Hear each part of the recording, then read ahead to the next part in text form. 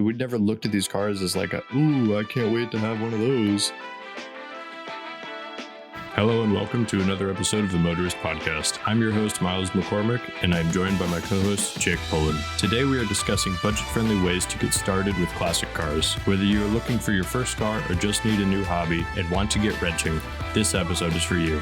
We will be going into everything from our personal experiences in buying and selling classic cars and how to safely enjoy your car if you have the need for speed. If you aren't already, make sure to follow us on Instagram at motorist_insta, on TikTok at motorist_talk, and subscribe to our YouTube channel at Motorist. Again, I'm your host, Miles McCormick, and you're listening to the Motorist Podcast. Enjoy. So, yeah, basically just getting into it. We kind of enjoyed the last episode's format of just kind of straight conversation. If you missed our last episode, go back, check it out right now. We talk about the future of the classic car industry when it comes to the electrification of the automobile and other trends that we see in the kind of auto market, kind of where we're going, where we're headed, and why you should be ready for it and educate yourself and prepare. So, yeah, I mean, I've been thinking about this for a while. So I have my truck, which by no means is something that you could get as a first car unless like daddy's money, I guess. But, you know, I worked my way up to it. Like I had a 1955 Ford F100 that was clapped out, had a 351 Cleveland shoved under the hood. For those of you who don't know, is not the stock engine. It had some kind of Chrysler suspension. It was hot rodded out, no doubt, but it was primer gray, and it didn't even have like a dashboard. Everything was stripped out of it, missing 100,000 different parts. And me being the enthusiastic auto rat that I was at the time, thinking, yeah, I could put some brakes on it and I could get the seat reupholstered and get the motor running, and it might go down the road. Mind you, it didn't have a windshield. But I started working on that when I was like 14. Thank God my high school had an auto shop at the time. That's also something that's kind of fading from society, is the world of ROP and shop classes, whether that's wood shop or welding class or auto shop. Luckily, I had the ability to take a welding class and a auto shop, so I had quite a lot of skills at a young age. But having that Ford kind of jump-started my interest into restoration, though, because I realized, hey, there's a market and there's people will pay you for these skills of, I know what I'm doing with older technology. I can take something that's old and turn it into something better. And I was able to actually take this car and sell it for a pretty hefty profit.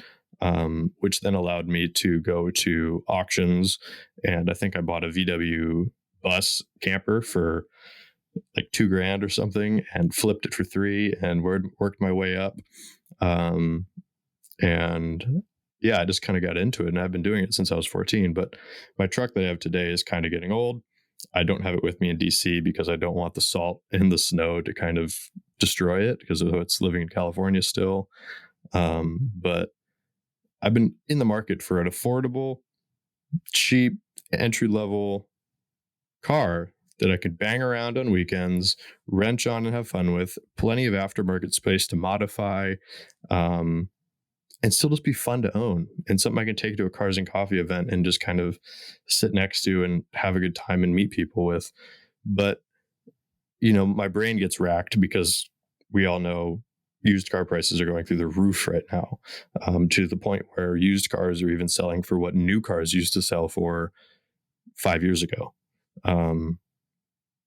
So yeah, some ideas I've come up with over the years are the MG cars, whether it's an MG T series, an MGA, or an MGB. All of them are in different price ranges respectively. But for instance, the MGB is probably the lowest of that price range.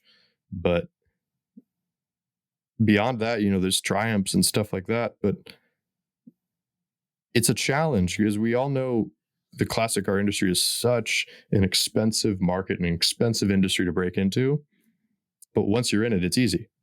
And I think loosening or easing up that barrier to entry, I think, is something that we're trying to accomplish in this episode, and just kind of show you that, hey, people are out there for the cheap stuff. There's a whole subculture of people who just love shit because it's cheap, whether it be the Concord to Lemons, or the 24 hours of Lemons. For those of you, again, who don't know, the term lemon is used in the auto industry to describe a clapped out, terrible car.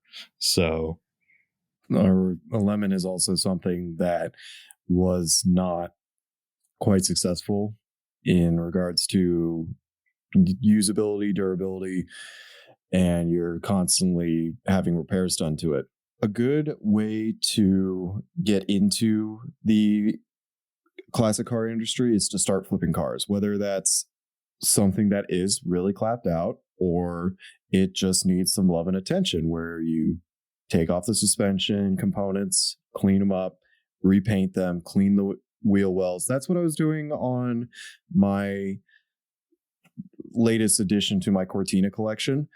Over the holidays, I went home and saw this car for the first time after my dad had bought it and brought it home. So I spent most of my time taking off the parts, cleaning the inner wheel wells, the undercarriage, and then I got to work on stripping the parts of paint and clean them. Then we painted them, reinstalled, and the car looks so much better. We put in new bushings, cleaned up the wheel cylinders, replaced anything that needed to be done, and then put it back together. So now we have a little bit of confidence with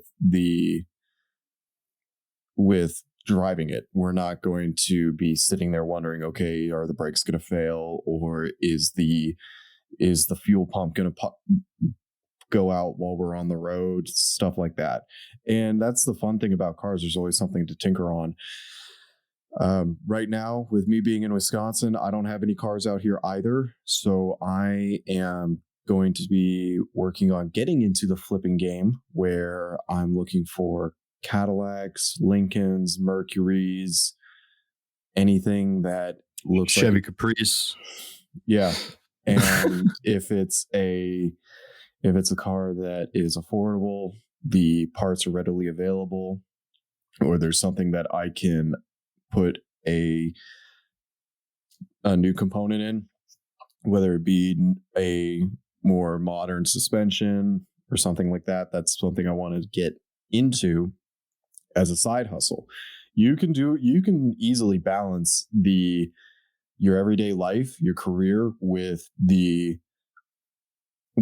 working on cars as a side hustle and making money and flipping them on Marketplace, bring a trailer, auction houses like Mecum, and it's a great pastime. And you can still enjoy. Sorry to interrupt you there, but I'm still looking to take these cars, whatever I can acquire, out to a Cars and Coffee, drive it around for a little bit, enjoy it, and then once I had my time with it, I can just say, okay, time to part ways and move on to the next one. Make sure it's all set to go for the next owner, and they can pick up where I left off if they made the decision that they want to fully restore it. Absolutely. Yeah. I think you made some great points there.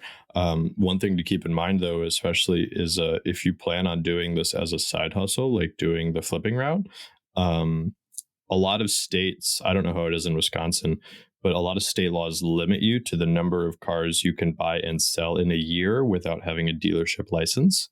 So if it is something that you want to get into of that level and that caliber and kind of turn it into a serious business, definitely look into getting your dealership license.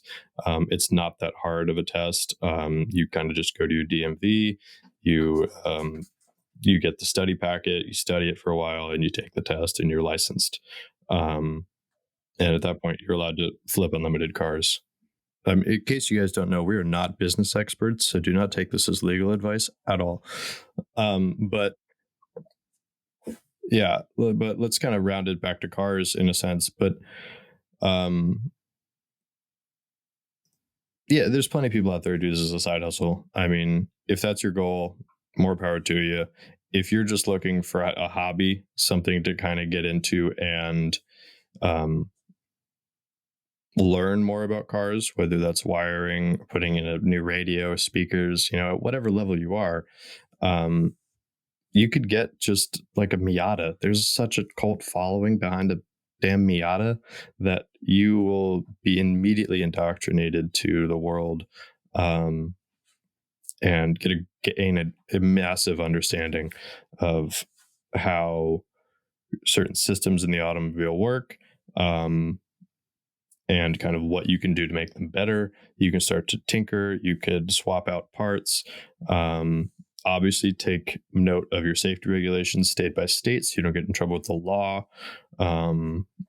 But I think a lot of states are pretty open to modification these days. I know California was trying to pass a law for a good time that was going to outlaw all do-it-yourself work, which meant no oil changes, no wipe. You could even change your wiper fluid. I mean, it would have been ridiculous. But it's, to speak positively about the classic car industry for a minute too, it is very difficult. Like it's an expensive world. It's a luxury market. There's no denying it. I mean, and in any world where owning a second automobile for the simple purpose of enjoyment, it's a luxury. And if you're blessed enough to be able to have such a luxury in your life, definitely I would advise you to try and keep it as budget friendly as you can in the beginning, because you can quickly get out of control with expenses and car parts when you buy a more high-end car, which I'm sure some of you have maybe found out, and maybe that's why you're coming to this right now. But definitely do your research, is I think what I'm trying to say here. Yes, it does require a lot of research into the aftermarket or restoration or preservation aspect of it all. Yeah. So myself and Jake, we both come from the strictly restoration background. And what that means is we specialize in taking a car from a barn or a junkyard and slowly taking it apart, cataloging every piece, because originality is incredibly important to us. And then getting loads and loads of literature and books and diving deep into these to find out exactly what the objective is here. And the objective can change too from person to person, depending upon personal tastes. But 99% of the time, what you're doing in a restoration is bringing it back to how it would have been originally. Because, we see old cars on the road all the time. And all the time, pretty much, unless you're at a car show, they always have some kind of wear on them. And the objective is to show no wear after a restoration. It should look like a showroom car. I mean, I've seen people do restorations to the point where each bolt is like polished and done. But there are some people who would argue that's over restoring a car, because there's no way it would have been that nice even in the showroom. So it's all up to personal taste. If you're a customizer, rock on, dude. I mean, I like to customize cars too, but I like to customize them to period. So what that means is using period parts. So I wouldn't be putting fuel injection, for instance, on a 1930s hot rod or something. I'd be keeping it carbureted, probably with some period Strombergs or something, and using old school glass and not using laminated special safety glass. Everything would be too pure to how it would have been. So it's a creative era. It's a creative world that you can express yourself in a different way than a lot of others, because the car is your canvas. So go free. I mean, yeah. I mean, we are open to the expression of everyone's style, everyone's liking of the automotive world. They want to do something like the Bosuzoku. That's fine. We had a classmate together that was into that, or hot rodding. We all had those friends, or people who like it period correct, like Miles and myself. So, Jake, have you ever been to the Concord at Lemons?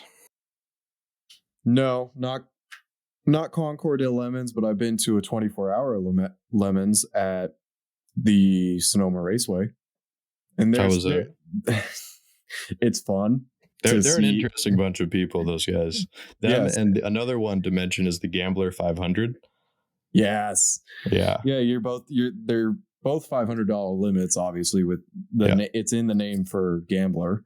But Lemons, they have a agreed quote set amount that you can spend on a car, $500, but people still go all out for it. They can pour a pretty hefty budget into it, and that's for safety, performance, but also for the fun styling. I remember when I was at the Lemons race, I saw a Volkswagen van, I believe it was, driving around, and on top of it, it had a mannequin head that was painted to look like Frankenstein, and it's spinning around on an electric turntable while the car is going 80 down the front straight at Sonoma. That's awesome. For those of you who don't know, the difference between these two events we're talking about, the Gambler 500 and the 24 Hours of Lemons, is the 24 Hours of Lemons, that's not actually a 24-hour event, right? No, they do the kind of it is. They do. It's a play run on session. words of the. It's a play on words of the French race, the 24 Hours of Le Mans, and the 24 Hours of Le Mans is a 24-hour race. They're driving cars for 24 hours straight. But I'm pretty sure in the 24 Hours of Lemons, correct me if I'm wrong, Jake, they're running these cars that are already pretty clapped out, but they're running them till they break, and whoever is left on the grid is attributed the winner. And you're limited to a price cap, and you cannot go over it. And the Gambler 500 is it's kind of a play on something that's a little bit more common in the higher end world of classic cars. The idea of going on a rally, which is you and a group of people, or usually people in your attributed club, whether it be like the Mercedes-Benz Club or the Model T Club or something, going on this group road trip between destinations. And there is, you try and get there before the other guy, blah, blah, blah, certain checkpoints. But with the Gambler, you're limited to, again, like a $500 price cap. And it's like all like hardcore off-roading, like muddy fire roads that like you're going to get stuck in. You're going to be like trying to fix stuff on the side of the road. And I love it because it's something for people to get into and get enthusiastic about cars at such a low price level, which is really important because a lot of people shy away from getting into the classic car world because of how expensive it is. People see people traveling through Switzerland or something in a Jaguar XKSS with a couple other Ferraris thinking, oh, well, it must be nice to be a billionaire. And it's like, fuck that. Like, just do you go get a couple of buddies and go take some car up to the mountains with a couple of other guys and start an event like this, join an event like this, meet people who are interested, and you'll find your tribe. You'll find your people who you're meant to be with, because the world of cars is such a welcoming community.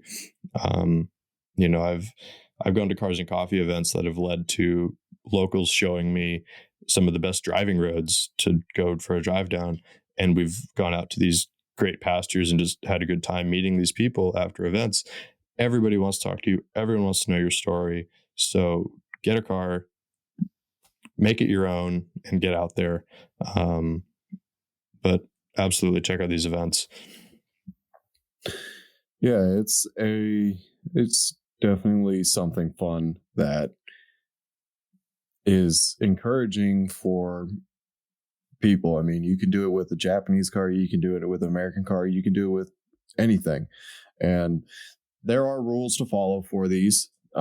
It's not just saying, hey, go get a $500 car, throw some parts on it, make it ready to go and race. No, there's obviously organized rules that ensure people's safety and ensure the understanding that this is a serious deal for the ones that can't afford the high-end racing series. Absolutely. And if you're not into like the action sports, like getting out there and physically doing stuff like that and traveling, or maybe you don't have time, maybe you work like 9 to 5 throughout the week and you don't really get that much time off and you only have weekends, going to events like Cars and Coffee, which are usually held on most Sundays, Sunday morning, early morning, in most major cities. I'm pretty sure there's one every major city around the world now. And just kind of interacting with the community, you get to see a lot of crazy, nice cars that people would bring out in your community, find other people who like the stuff that you like, and start meeting people. Also, there's shows that are starting to pop up and gain popularity, such as like Radwood, which is strictly highlighting the 80s and 90s market of, as we call them, young timer classics. And there's a great growing popularity in there because of the nostalgia effect of especially our generation that's growing up, remembering these cars as the ones that we looked up to.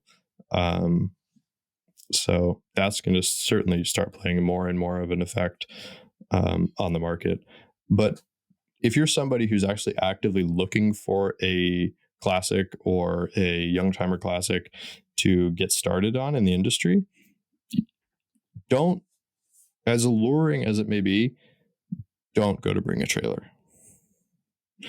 Bring a Trailer is causing an incredible hike in classic car prices, where cars that should have sold for $10,000 even a year ago are now going for $25,000. And it's good. It's good for the market in some regards, but it's difficult to get started through a site like that. I would recommend checking out your local Craigslist ads. Find somebody who doesn't really know what they have, and you do.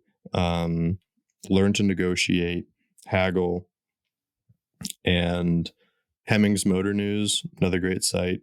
It's where I got most of my cars I got started off of. But check in the back of classifieds. Do it the old school way. Go where people aren't looking, because sites like Bring a Trailer were founded on the sole principle of drawing attention to these auctions and hyping them up a lot more than what they actually are. And yes, there are some very exciting cars on there that are very nice to see, and it's awesome to see that some of these cars are getting the attention they deserve. But that's not the place you want to go for your first car. No. Trust me. Facebook Marketplace, Craigslist. Even if you're in a northern state and there's not much there, you could also look into Canada. It's more paperwork, but you can still find some really great odd end stuff and put it back out on that market or the US market. Absolutely. I mean, importing does incur a lot more taxes, fees, and charges that you wouldn't get buying locally, but it certainly is an option. There are, as we've mentioned in previous episodes as well, cars that you can only get in foreign countries. And there's this rule, in case you guys aren't aware, that you can only import a car that was not allowed into the domestic market previously after it has been around for 25 years. So we call this the 25-year import rule. So that's why you're seeing stuff like GTRs, some Porsches, some Mercedes, some there's a whole bunch of cars that but all these cars that have now, I think the year now is 1997. So from this recording in 2022, from 97 back, you are allowed to import freely. So for all of us millennial, early Gen Zers out there, that's us. Those are the cars we grew up with, and they're free game now. So get after them. I mean, I don't really know what else to say on that. One that I am looking forward to years down the line is the previous generation of the Audi RS6 Avant. I was talking with a friend about this yesterday, and it was a car that just as soon as it came out, it had too much power for the States. The emissions didn't line up, and it's definitely a dangerous machine in the wrong hands. And with, especially if you have the access to the aftermarket industry for these cars. And it's really appealing to me because, one, it can come in a gorgeous purple from the factory. And then you have a powerful V8 all-wheel drive. It's a four-door saloon or station wagon, as you want to call it. So it's got the usability for a number of things, whether it's car event, going to get groceries, doing sporting events. Like if you've got kids, it's going to be a really cool car to have once they're legal here in the States. Yes, there is the current generation that just got announced, that just got released late last year or mid last year, and they're now appearing here in the States. But it's got good styling, it's got the sound, it's got the comforts and amenities that you would look for, and it's fun. I mean, all of the RS platforms from Audi are fun cars, and they have great tunability. Absolutely. And, yeah, fast cars are fun and we all like to go fast. But if you're also new to, let's just say you're even new to driving, let's say you're 15 looking for your first car, for the love of God, listen to your mom or dad and do not go out and buy a damn Corvette or something. You will kill yourself. Yes. There's an old adage that we love to say in the classic car world and all car worlds, and that is, driving a slow car fast is always more fun than driving a fast car slow. And it's true. And you can experience this by getting even like something like an MGB, and then just getting an MGA, getting a chopped down windshield so the wind is in your face. And if you're going on the highway, you got to wear goggles. And these cars don't have airbags, and a lot of them don't have airbags, I should say. But if you're smart and you're safe, you can have a lot of fun with them, and you don't need to be going 100 plus miles an hour. 20 miles an hour with no windshield feels like you're going 200. Trust me. So definitely look into that. And, trust me, you can't not look cool in a chopped windshield MGA. So definitely trying to raise awareness on the kind of shadier sides of the market that aren't really looked at too much. Yeah, it's always fun to do just a cruise down a back road going 30, 40, and that's the fun part for me with my Cortinas. Like, I got plenty where my dad can take one, I can take one, and there's people who are driving similar classic cars, and we have the roads available to us where it can be a lot of fun. For example, my dad took some guys who have Shelbys out onto Highway 1 out by Mount Tamalpais, down to Stinson Beach, and out to Point Reyes. And they were from Southern California, so they're used to the canyons, they're used to some of the other areas that they can drive to nearby, but they came up to us in the Northern California range with my dad and some of his other friends that own Shelbys, and they took this road. And my dad, he's a truck driver, so he's always going through this area and anywhere else in the Northern California region, so he knows the hidden gems that may not be as popular, but he can also just say, let's just go to this popular driving road. And he took them on it. They had a blast. It's not fast. You can still go fast with those cars because they're really well handling. They've got the power. They've got everything in a performance aspect. And after they got done ripping through this area, they got out, and these Southern California guys are just like, wow, that was a really fun experience. And it's the same thing with going back to the classic cars. You can go through some of these corners, and you're sawing at the wheel, making sure that your line is straight. You're throwing it from fourth into third when you're trying to decel, and it just makes it feel like you're doing your own race. You don't need to go fast. You just need to enjoy the ride. Yeah, absolutely. I mean, I hope you're not sawing at the wheel too hard, but no.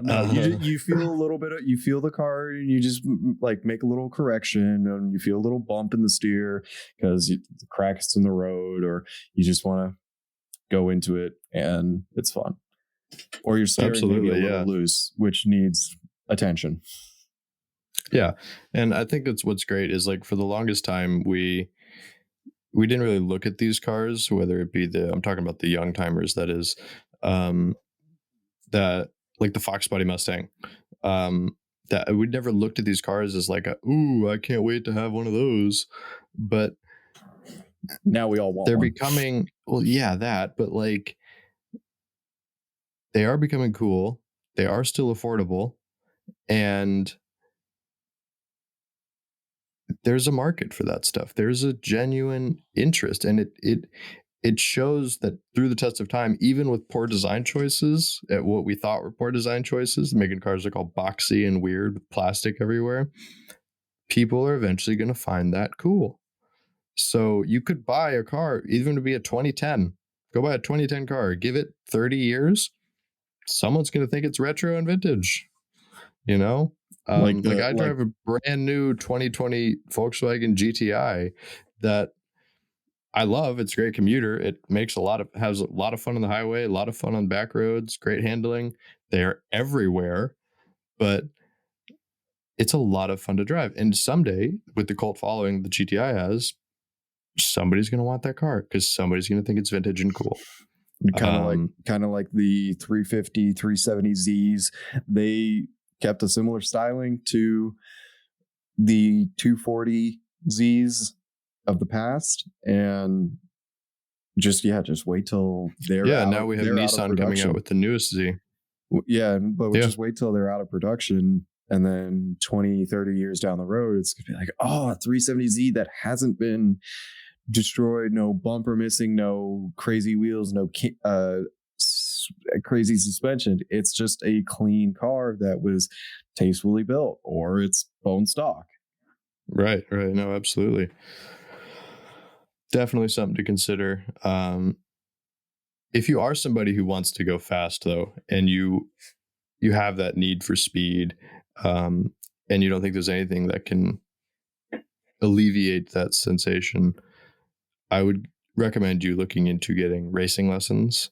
So at least you can understand how a car handles at speed, what lateral G's are, how to counter steer, maybe learn to heel toe if you're that insane, but understand what's going on with the car at that level. And that way you can have a lot more confidence on the road, because like, let's not be like oblivious to this. What we're talking about here is not very legal to go speeding on roads. So no, we are not at all advocating that you go speeding on roads, but if you're going to do it safely and get the right lessons. Adhere to the road laws.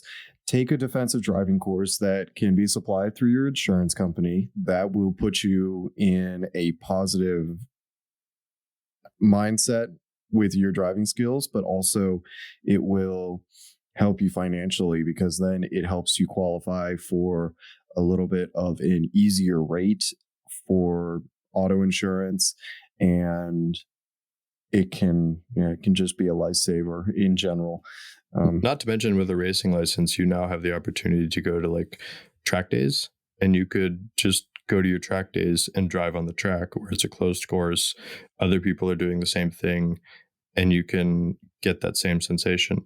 That's something I kind of plan on doing in 2022, especially, is kind of working my way towards getting my own racing license. Something I've always wanted to do and something I see very beneficial for myself in the future.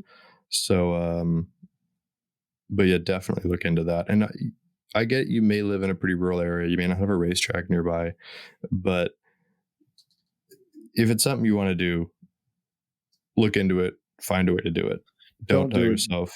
Don't do it in a populated area. Make sure that you're in a safe environment that you know there's not going to be casualties or collateral damage in regards to property or livestock or a person's life. You don't want that. Absolutely. We've heard about horrible things that have happened where these kinds of actions have taken place, and we don't want that to be a trend that is attached to the motor enthusiast industry. So I've gotten to do a track experience with Ford Performance out in Utah.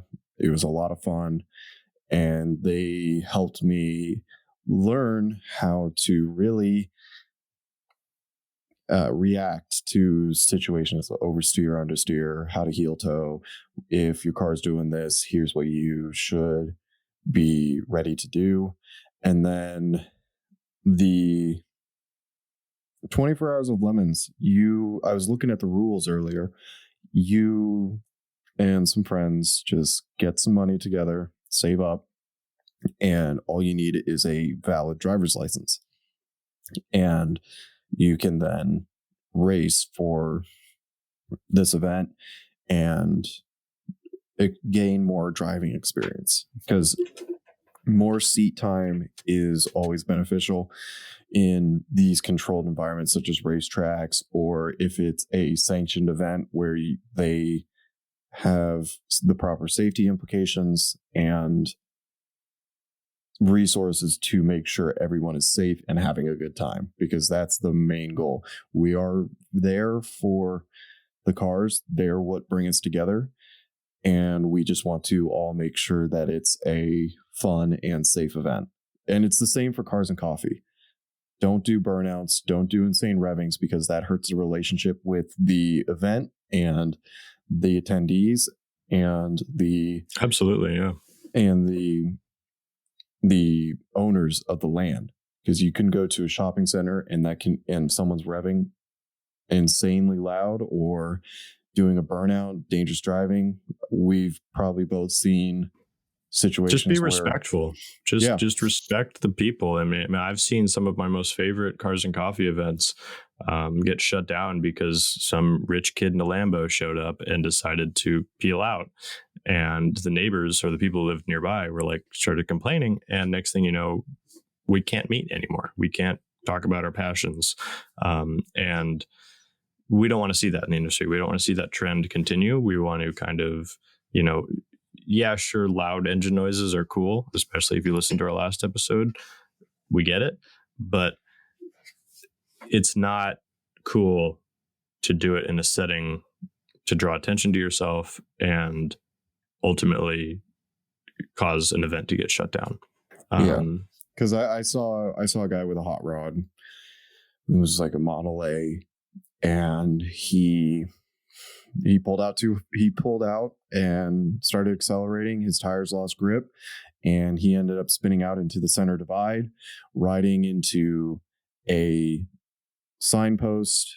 It was a metal one, so it just bent down, but it's still dangerous, because if it was an open top car, so there was the chance that he could have been ejected from it, and it would have made it much worse.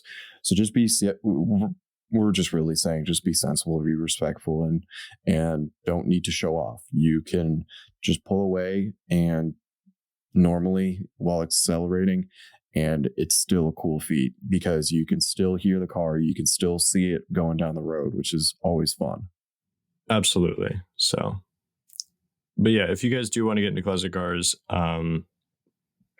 definitely check out our new website that just launched. And also follow us on Instagram. You could also catch us on TikTok, subscribe to our YouTube channel. As we grow, we plan on producing a lot more content. We're still kind of figuring out how to make all of this work for you guys. So yeah, if you have any questions on any of this, of any of our episodes, feel free to DM us on Instagram. That's currently probably the easiest way to get in touch with us. If you want to hear of any episodes in the future, likewise the same. But yeah, I wish you guys a happy weekend and happy motoring. See you Tuesday. Bye.